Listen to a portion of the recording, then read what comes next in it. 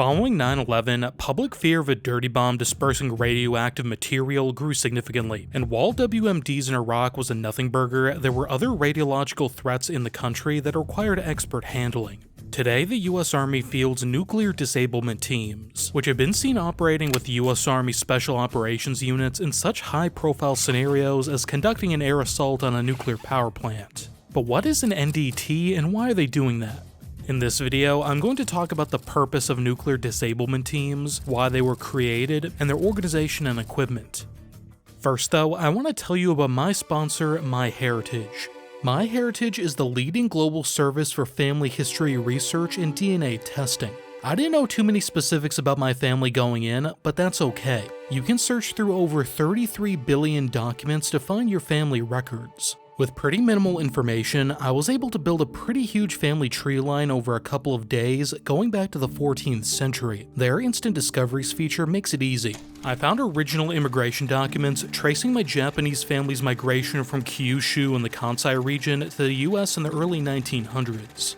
My great-uncle went on to fight with the 442nd Regimental Combat Team in Europe and was awarded the Purple Heart. On my other side, I found records of my English family settling the Massachusetts and Rhode Island colonies around the time of the Mayflower. I was even able to find info on my wife's family in South Africa, which is an even bigger shocker. MyHeritage is the perfect place to organize your family tree and expand it. Plus, if you have any old family photos to add to your tree, MyHeritage can repair, colorize, and animate them for you. I consider myself a bit of a design person, and doing that stuff manually is still a pain, so this is a really cool feature. If you want to learn how you fit into history, click my link to get a 14-day free trial for MyHeritage. It really helps me out. But back to the video. To understand the nuclear disablement team, you have to understand the problem. The purpose of an NDT isn't to render a nuclear weapon safe per se, that job's handled by other organizations, but more about disabling nuclear weapons programs, keeping nuclear or radiological material from falling into the wrong hands, figuring out what kind of isotopes they're dealing with, whether it's weapons grade material or something else, and limiting contamination. Nuclear disablement teams emerged as a solid concept immediately before the 2003 invasion of Iraq. As anyone older than Season 3 of SpongeBob will remember, Iraq's alleged possession of weapons of mass destruction was a major justification for the invasion. The political pressure to find any evidence of WMDs was so great, they'd have to identify them on the spot. For this purpose, the US Army converted the 75th Field Artillery Brigade, today's 3 Corps Artillery, into the 75th Exploitation Task Force, or XTF, to control over 20 agencies. An ad hoc nuclear disablement team under Colonel Mickey Freeland was among them. Of course, nuclear disablement teams didn't locate or package any weapons of mass destruction in Iraq, but there were other dangers. There was a significant amount of orphaned radioactive material throughout Iraq. While it was used for peaceful purposes before the war, it still posed a radiological danger to civilians. The NDT spent a significant amount of time supporting the International Atomic Energy Agency in securing and processing the Tuatha Nuclear Research Center, which was heavily looted and had different materials mixed together. Today, preventing the spread of nuclear radiological material, the former being the fissile component of a nuclear bomb that can detonate, and the latter of a radiation-spreading dirty bomb without a nuclear detonation, is a key part of the NDT's job. Identification of certain types of nuclear material is also more important than you'd think. Just hearing the clicks of a dosimeter isn't enough. Different isotopes have different uses and different handling requirements. Storing too much fissile material too close together can cause it to reach critical mass, risking a criticality accident that releases a lethal amount of radiation. As well, in the wake of a nuclear or dirty bomb blast, knowing what isotopes are present and in what ratios can give clues as to what type of bomb it was and who was responsible. Even now that conventional units have radiation isotope identifiers, these can read off the wrong isotope if measurements aren't taken correctly. Since 2023, Army Corps have had one 52 series nuclear encounter WMD officer on staff, but the resources and training required to do site assessment ahead of an NDT's arrival were lacking. Ground commanders could act on this incorrect information, for example, thinking they found some non-fissile material when they've actually found weapons-grade plutonium.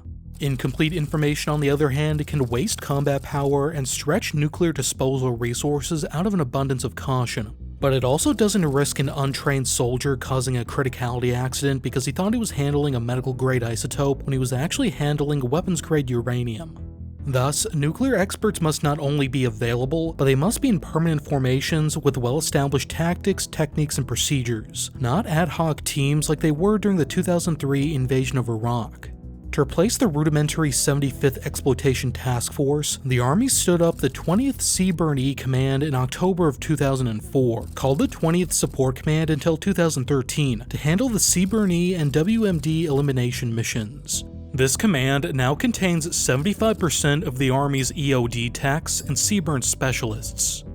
So with that in mind, what does a nuclear disablement team actually look like? There are currently 3 NDTs, all stationed at Aberdeen Proving Ground under the 20th CBRN Command. NDT-1, nicknamed Manhattan, NDT-2 or Iron Maiden, and NDT-3 or Vandals. Since at least the late 2000s, the NDT has had a similar composition with only minor changes. It's consisted of 11 personnel riding in 3 Humvees, now with the option of JLTVs if they fully modernized, and 2 MTV 5-ton trucks with trailers. While the mix of personnel changes with new TO&E additions, here's an example of 2022. The team overall is led by a team chief ranking lieutenant colonel. They're assisted by a deputy team chief who's also MTO'd as a lieutenant colonel but can also be a major in practice. The team has 4 more majors, 3 nuclear operations officers, and 1 nuclear medical science officer. The operations officers, like the team chief and deputy, are 52B nuclear and countering WMD officers. 52Bs are experts in nuclear weapons effects and other nuclear topics, such as nuclear power plant infrastructure.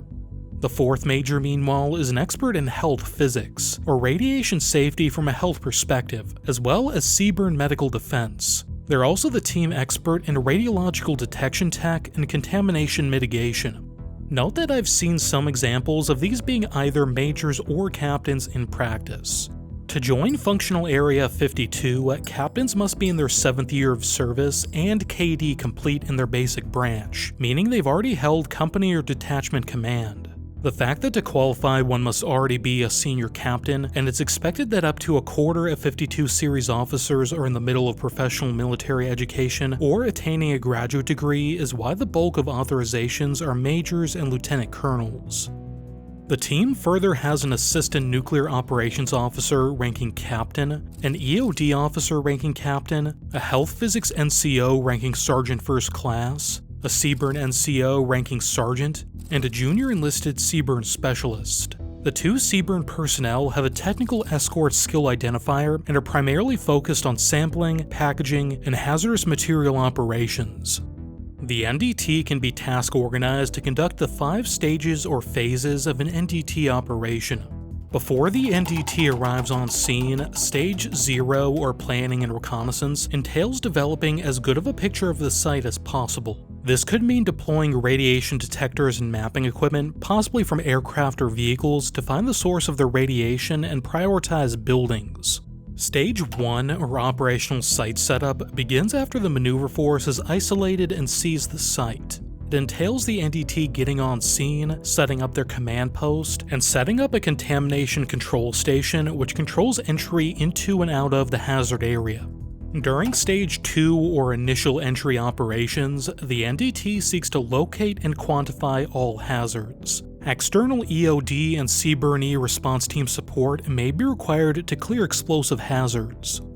During Stage 3 or site characterization, the NDT locates and identifies all radioactive materials and isotopes and characterizes the site, what it's used for, what equipment and infrastructure is there, etc. This stage can take several weeks, but can be done simultaneous to Stages 2 and 4. Stage 4, or disablement operations, occurs when fissile or radioactive materials suitable for weaponization are present. The NDT removes, packages, and transfers this material and disables critical infrastructure in the WMD production chain. A hasty disablement, which prevents a facility from being used for 1 to 3 months and has a higher chance for contamination or proliferation, takes less than 1 week. A deliberate disablement, which prevents the facility from being used for over 3 months and has a lower risk, can take much longer due to the need for specialized equipment, reinforcement, and reachback support from subject matter experts. And finally, Stage 5 is to prepare for follow-on elimination operations, enabled by intelligence gathered on site or an unrelated mission. Generally speaking, the NDT will be split into at least a command or operations team, initial entry team, characterization team, and a disablement packaging team if required. The EOD officer focuses on initial entry operations, while the nuclear operations officers focus on characterization and intelligence gathering. NDTs can operate in highly contaminated chemical or radiological environments, so the health personnel on the team are there to keep them as safe as achievable. As far as personal weapons, each team member is M-toed an M17 pistol. 10 soldiers are M-toed an M4A1 carbine, while 1 is armed with an M249 light machine gun. I don't know for sure who's the user of this, but I think we all know it's probably the private. These and any vehicle-mounted weapons are there for self-defense only, and the NDT requires augmentation with additional security from whoever they're supporting. Other major equipment in the team includes 2 unmanned ground vehicles, a man-transportable robotic system Increment 2, and a backpackable Common Robotic System Individual or CRIS-I. These are the Army's medium and small-sized robotic systems respectively, and typically used by EOD, combat engineer, and route clearance units. The nuclear disablement team may need to operate with other units. Aside from cooperation with the Department of Energy and other civilian agencies, which is critical to access high-quality laboratories for testing, the NDT can cooperate with other Army units. In general, the NDT relies on a WMD coordination team or other HQ for command and control, and have a resource to reach back to for more specialized support. Aircraft such as a UH-60 Blackhawk will also be required if they intend to employ the Aerial Radiation Detection, Identification, and Mapping System, or ARTEMIS, to survey an area, like would be done to map a fallout field from a nuclear blast, or find accessible areas for an NDT to collect samples. NDTs require all manner of logistical support beyond their organic 3-day supply of rations and ammo, and 30-day supply of non-standard equipment like PPE.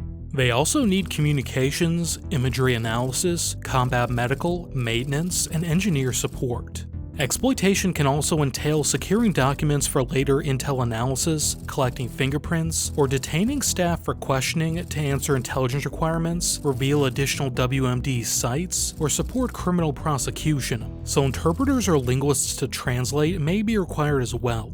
Security personnel to protect the NDT's convoys and nuclear material collection points and prevent the looting of nuclear sites are also critical. As far as deliberate escort, to prepare for highly sensitive operations, NDTs have recently been training with different Army Special Forces groups and the 75th Ranger Regiment as Escort.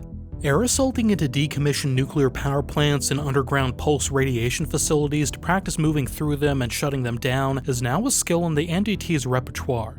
Security requirements scale significantly as the site grows in size. During the 2003 invasion of Iraq, a platoon from 2-7 Cavalry, a mechanized infantry unit of the 1st Cavalry Division, provided site security at Tuatha. This was considered a small site doctrinally. A small-scale radiochemistry lab could also be considered a small site. A large site like a uranium reprocessing facility co-located with another factory might require a battalion-sized security element and other augmentation, such as a seaborne decontamination platoon and multiple CWMD response teams from a technical escort company. CRT augmentation is required for an NDT to properly exploit and disable a nuclear facility.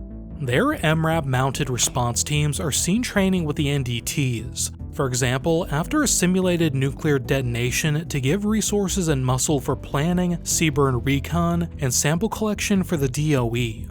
In addition to supporting WMD-sensitive site exploitations, the technical escort company is mainly about detecting, sampling, packaging, loading, and escorting hazardous materials and samples back to a supporting agency. Basically, they get samples where they need to go for testing safely and with a proper chain of custody. Each team has a small organic EOD team as well, so they have a limited ability to render safe non-nuclear CWMD devices. One company has 4 CWMD response teams, or CRTs, so they're able to conduct 2 to 4 independent missions. To recap, the Army's 3 nuclear disablement teams use their expertise to process nuclear or radiological sites that a maneuver unit may encounter, or conduct actions after a nuclear detonation. Unlike other CWMD commands, which are commanded by either CBRN or EOD personnel, the NDTs are commanded by nuclear and counter-WMD officers. While it's sometimes thought that this sort of nuclear expertise would mainly be needed when at war against a state with nuclear weapons, lots of countries have nuclear power plants, nuclear medicine, or other nuclear technology. Those things have to be secured so nuclear material doesn't get looted or seized to make a weapon. Regular combat units or even your standard CBRN unit who'll be the ones to just happen upon things aren't going to be able to assess and shut down a reactor. The NDTs are the DoD's unit designed to do so. So the NDTs aren't so much about defusing a nuclear bomb, which would be a NEST Joint Technical Operations Team or perhaps an EOD job, but more about stopping nuclear weapon or dirty bomb production, preventing nuclear material from being used for those things in the future, limiting harm to friendly forces and civilians, and making sure the theater commander has as much accurate information as possible regarding the nuclear situation in their AO. Basically, if a maneuver unit runs into radiation, the NDTs are who would respond to figure it out. If there were to be a nuclear detonation, they'd also play a role in collecting samples to figure out the nature of the weapon and its potential origin. This supports a mission called nuclear forensics. NDTs drill that biannually at Joint Exercise Prominent Hunt alongside the Air Force Technical Applications Center, Department of Energy, and FBI.